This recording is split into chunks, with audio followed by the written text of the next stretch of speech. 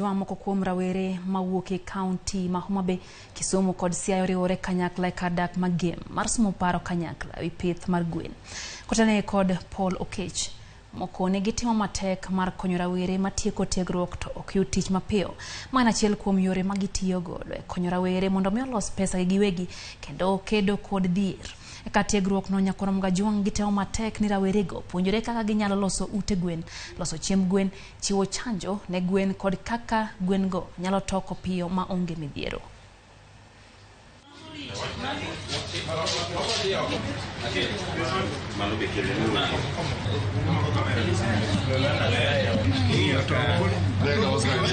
We are empowering the youth to join agribusiness, more so on poultry, because poultry you need a small piece of land and you can do large number of poultry, unlike cattle where you need a large space.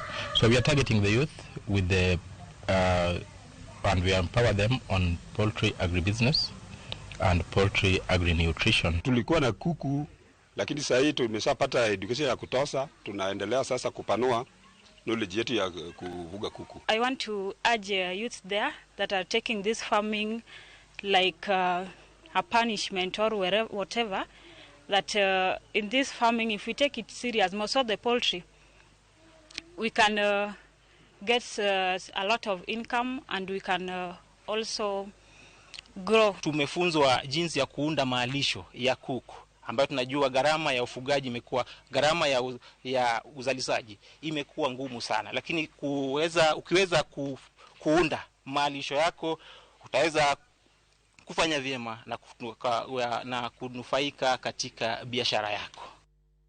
Kwa dhika na mchumbi